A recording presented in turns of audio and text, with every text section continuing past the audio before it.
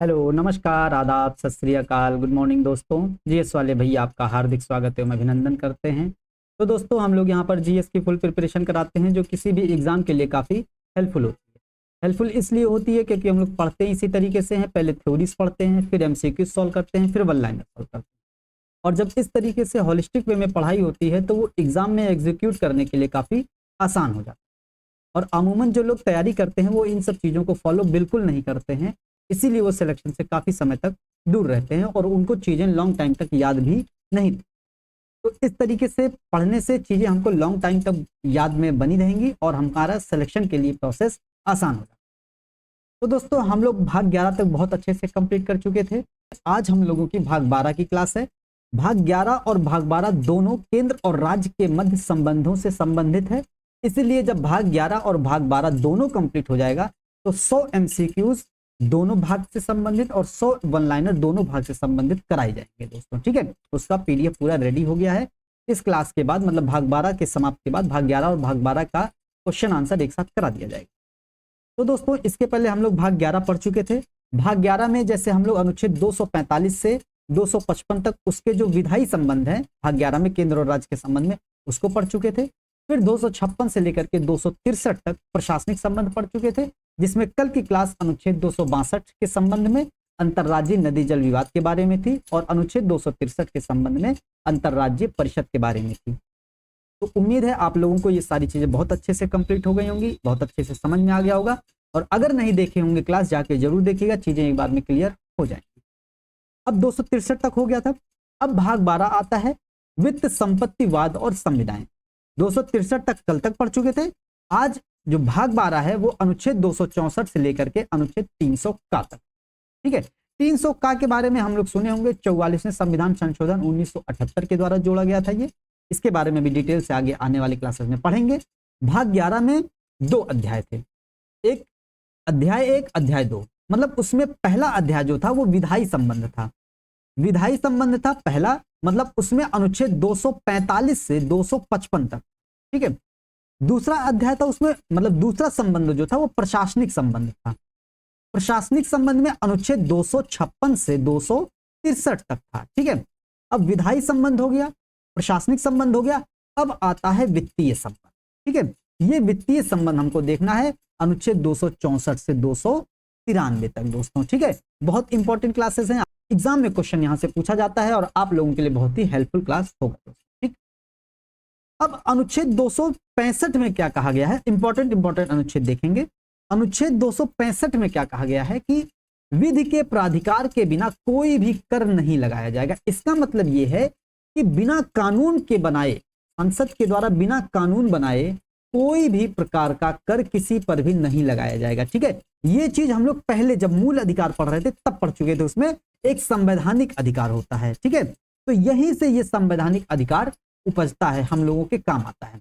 एक मौलिक अधिकार होता है, मौलिक अधिकार भी एक प्रकार का संवैधानिक अधिकार। ठीक है, लेकिन मौलिक अधिकार का एक स्पेशल कैटेगराइजेशन है भाग 3 में। ठीक है, इसलिए उसको मौलिक अधिकार मतलब मौलिक अधिकार कहते हैं। उसका अलग कारण है क्योंकि मूलभूत आवश्यकताओं की पूर्ति के लिए, मतलब व्यक्ति के व्यक्तित्व के विकास के लिए आवश्यक होती है मौलिक अधिकार, इसलिए उसको एक कैटेगराइज कर दिया गया भाग 3 में। ठीक है, वो मौलिक अधिकार है। मौलिक अधिकार के अतिरिक्त संविधान में जो कोई भी अधिकार आता है वो संवैधानिक अधिकार आता है। ठीक है, और उस संवैधानिक अधिकार में अनुच्छेद 265 के अंतर्गत एक उदाहरण हमको मिल जाता है कि बिना कानून के बनाए किसी भी प्रकार का कोई कर किसी भी व्यक्ति या किसी पर भी नहीं लगाया जा सकता है। ये एक प्रकार का संवैधानिक अधिकार है और इसको अनुच्छेद 265 में कहा गया है और कई बार ये एग्जाम में पूछा गया है दोस्तों, और संभावना बनी रहती है पूछे जाने की। ठीक, अब हम लोग पढ़ते हैं संचित निधि और आकस्मिक निधि। तो एक केंद्र की संचित निधि होती है और एक राज्य की संचित निधि होती है। एक आकस्मिक निधि होती है, वो केंद्र की आकस्मिक निधि होती है, और एक राज्य की आकस्मिक निधि होती है। ठीक है, तो ये चीज देखते हैं। तो अनुच्छेद 266(1) में कहा गया है संचित निधि, और इसी 266(1) में बहुत इंपॉर्टेंट है अनुच्छेद, यहां से पूछा जाता है। इसी अनुच्छेद 266(1) में केंद्र की भी संचित निधि आती है और राज्य की भी संचित निधि आती है। इसके बारे में संचित निधि, लोक लेखा निधि, संघ की आकस्मिक निधि और राज्य की आकस्मिक निधि के बारे में एक क्लास लिया गया है भारत सरकार की निधियां, इसके बारे में क्लास बहुत डिटेल से लिया गया है। 18 मिनट की क्लास है, उसमें बहुत डिटेल से बताया गया है, ना ज्यादा समय भी उसमें नहीं खर्च किया गया है और उसमें कंटेंट भरपूर मात्रा में है, एग्जाम में क्वेश्चन नहीं जाएगा। उसका लिंक डिस्क्रिप्शन बॉक्स में दे दिया गया है, आप लोग जाके वो वीडियो जरूर देखिएगा, सारी चीजें क्लियर हो जाएंगी। क्या संचित निधि होती है, क्या लोक लेखा निधि होती है, क्या संघ की आकस्मिक निधि होती है और क्या राज्य की आकस्मिक निधि होती है। ठीक है, बहुत डिटेल से बताया गया, आप लोग जाके जरूर देखिएगा। तो अनुच्छेद 266(1) में संचित निधि के बारे में प्रावधान किया गया है और अनुच्छेद 266(2) में लोक लेखा निधि के बारे में प्रावधान किया गया है। लोक लेखा निधि का मतलब सार्वजनिक निधि होती है, जिसको सरकार को जनता को वापस लौटाना ही होता है। ठीक है, ये होती है लोक लेखा निधि। जैसे किसान विकास पत्र में हो जाता है, जैसे पीएफ हो जाता है, प्रोविडेंट फंड हो जाता है, पीपीएफ हो जाता है। ठीक है, ये सब चीजें लोक लेखा निधि में आती हैं। और संचित निधि में भारत सरकार को कहीं से भी कोई पैसा प्राप्त होता है वो संचित निधि में चला जाता है। ठीक है, ये चीज ध्यान देनी है। अब अनुच्छेद 267(1) में हमको ध्यान देना है, आकस्मिक निधि पूछा जाएगा। आकस्मिक निधि किस अनुच्छेद में है, तो 267 में है। अगर यह पूछ लिया जाता है कि संघ की आकस्मिक निधि, तो 267 के पहले हिस्से में है, 267(1) में है, और राज्य की आकस्मिक निधि 267(2) में है। इसमें बस आज की क्लास में इसी अनुच्छेद के बारे में ये ध्यान देना है कि किस अनुच्छेद में कौन सी बातें हैं। इसके बारे में डिटेल से अध्ययन पहले की क्लास में करा दिया गया है, उसका लिंक डिस्क्रिप्शन बॉक्स में दे दिए हैं, आप लोग जाके देख लीजिएगा जरूर से। ठीक है, ये हो गया। अब आता है अनुच्छेद 275, राज्यों को संघ से सहायता व अनुदान देने के लिए अनुच्छेद 275 के बारे में बताया गया है। मतलब राज्यों को, मतलब संघ जो है राज्यों को कुछ सहायता देगी और कुछ अनुदान देगी, इसके बारे में अनुच्छेद 275 में जिक्र है। अनुच्छेद 275 को वैधानिक अनुदान, ठीक है, इसको मतलब वैधानिक अनुदान भी कहा जाता है।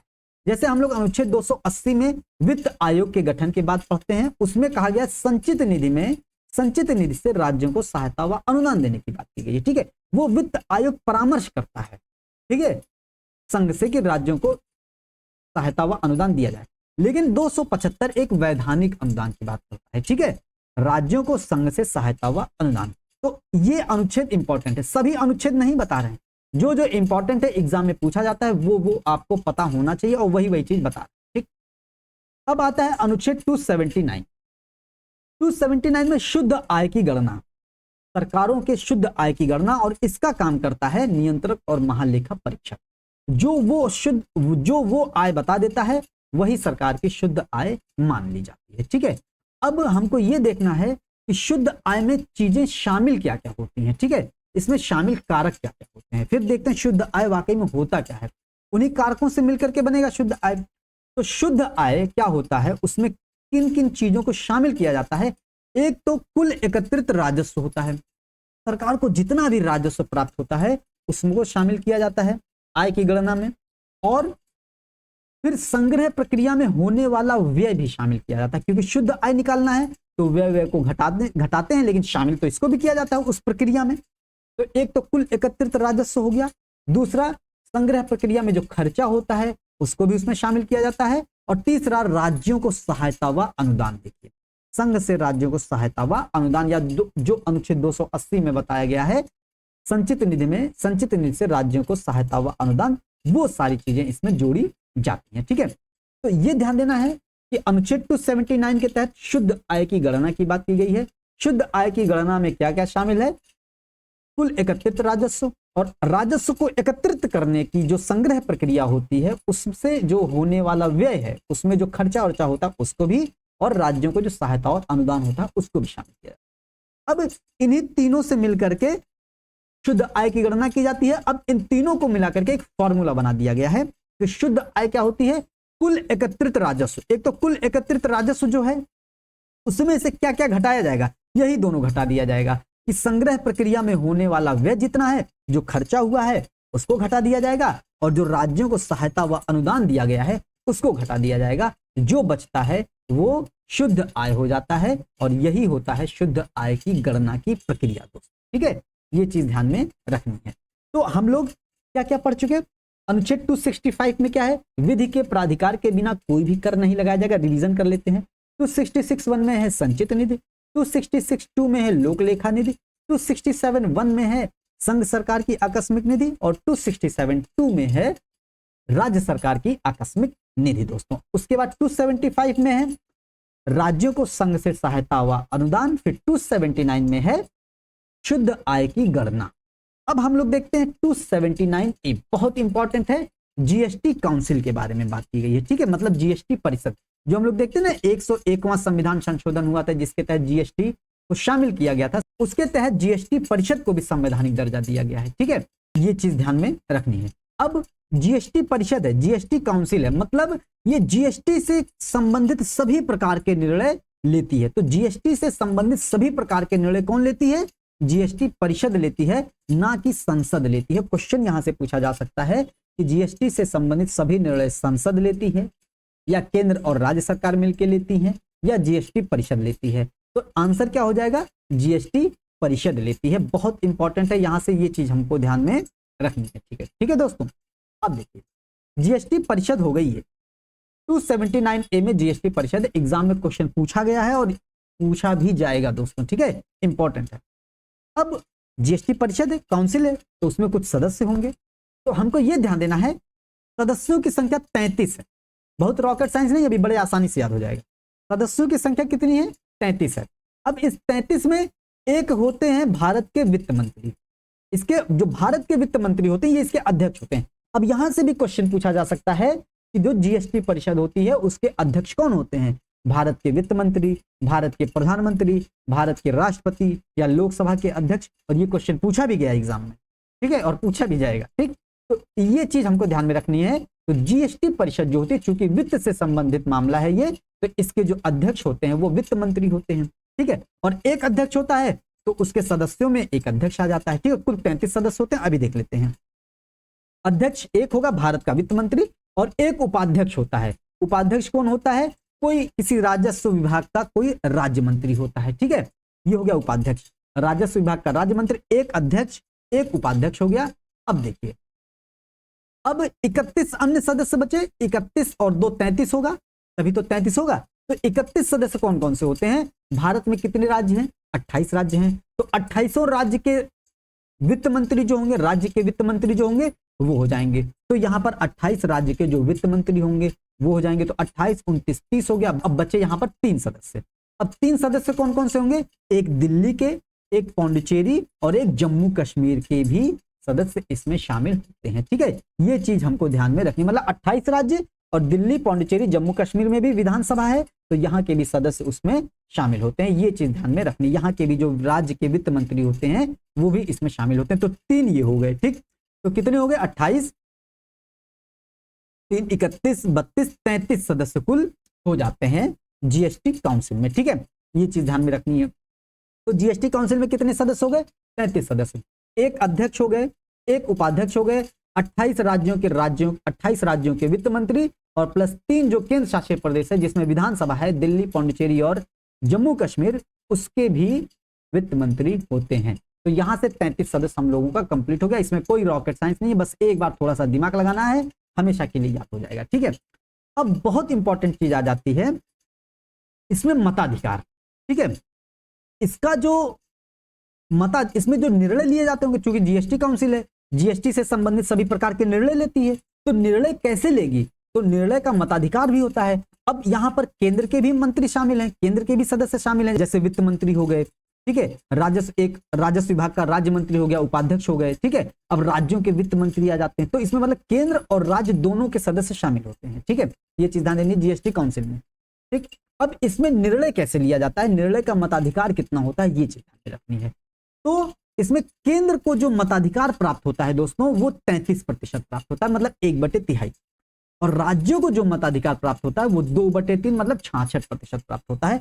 मतलब राज्यों को मताधिकार यहां पर केंद्र से ज्यादा दिया गया है। ठीक है, यहां पर यह चीज ध्यान देनी है कि जीएसटी काउंसिल में राज्यों को जो मताधिकार है वो केंद्र से ज्यादा प्राप्त है, मतलब 2 गुना प्राप्त है। मतलब अगर केंद्र को 33% प्राप्त है तो राज्य को 66% प्राप्त है। लेकिन यहां पर यह ध्यान देना है कि कोई भी निर्णय उसमें जो लिया जाएगा, यह मत सोचिए कि अगर राज्य को ज्यादा मताधिकार प्राप्त है तो राज्य अगर सब सहमत हो गए तो उनकी बात मान ली जाएगी। ऐसा नहीं है, क्योंकि इसमें लास्ट में एक पेच फंसा दिया गया है कि जो भी निर्णय लिया जाएगा वो 3/4 बहुमत से, मतलब 75% बहुमत होना चाहिए।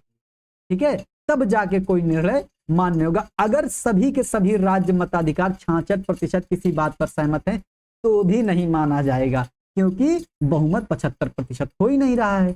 इसीलिए कोई भी निर्णय वहां पर पास होने के लिए, जीएसटी परिषद के द्वारा कोई भी निर्णय पास कराने के लिए केंद्र की रजामंदी आवश्यक हो जाती है। ठीक है, अगर पूरे के पूरे राज्य मिल जाएंगे तो भी तो 66% हुआ, लेकिन कोई निर्णय कब लिया जाएगा? जब मामला 75% तक चला जाएगा। इसका मतलब केंद्र की कुछ सहमति आवश्यक होती है। ठीक, तो यहां पर यह ध्यान देना है। ठीक है, निर्णय 75% के आधार पर होगा, लेकिन राज्य को 66% मताधिकार का अधिकार मिला है और केंद्र को 33% का अधिकार मिला है। ठीक है, तो ये चीज हो गई जीएसटी काउंसिल के संबंध में क्वेश्चन पूछा जाता है। और अनुच्छेद 279 के भी बारे में पूछा जाता है, 275 के भी बारे में पूछा जाता है। ये संचित निधि, आकस्मिक निधि, लोक लेखा निधि के बारे में भी क्वेश्चन पूछा जाता है। और भाग 12 में क्या है? वित्त, संपत्तिवाद और संविदाएं हैं। किस अनुच्छेद से किस अनुच्छेद तक है? 266 से 304 300 का तक है। वित्तीय संबंध किस अनुच्छेद से किस अनुच्छेद तक है? अनुच्छेद 264 से 293 तक। ठीक है, तो ये चीज आज के क्लास में हो गई है। अब अगली क्लास हम लोग पढ़ेंगे वित्त आयोग के बारे में। बहुत इंपॉर्टेंट अगली क्लास भी होगी। आज की क्लास जितना इंपॉर्टेंट है उतनी ही इंपॉर्टेंट अगली क्लास भी होगी। क्वेश्चन हर क्लास से पूछे जाएंगे दोस्तों। ठीक है, तो दोस्तों उम्मीद करते हैं सेशन आपको पसंद आया होगा। सेशन में कुछ भी नई बात आपको मिले उसको तुरंत नोटबुक में अपने नोट करिएगा। अगर आपने पहले से पढ़ रखा है तो अगर कुछ नया मिलता है तो अपने पुराने ही नोटबुक में नोट करिएगा। अगर आप पहली बार पढ़ रहे हैं तो उसका नोट जरूर बनाइएगा। ठीक है, और बाकी इसका पीडीएफ हम लोग जीएस वाले भैया टेलीग्राम ग्रुप पर भेज देते हैं। आप लोग डिस्क्रिप्शन बॉक्स में लिंक के माध्यम से जुड़ सकते हैं दोस्तों। ठीक है, और जो लिंक दिया जाएगा आज डिस्क्रिप्शन बॉक्स में संचित निधि, लोक लेखा निधि, आकस्मिक निधि के बारे में आप लोग जाके जरूर विजिट करिएगा। चीजें आपको क्लियर हो जाएंगी, एग्जाम में क्वेश्चन उससे बाहर नहीं जाएगा दोस्तों। ठीक है, तो दोस्तों उम्मीद करते हैं सेशन आपको पसंद आया होगा। सेशन को लाइक कीजिएगा, शेयर कीजिएगा, सब्सक्राइब कीजिएगा। मिलते हैं अगले सेशन में। जय हिंद, जय भारत।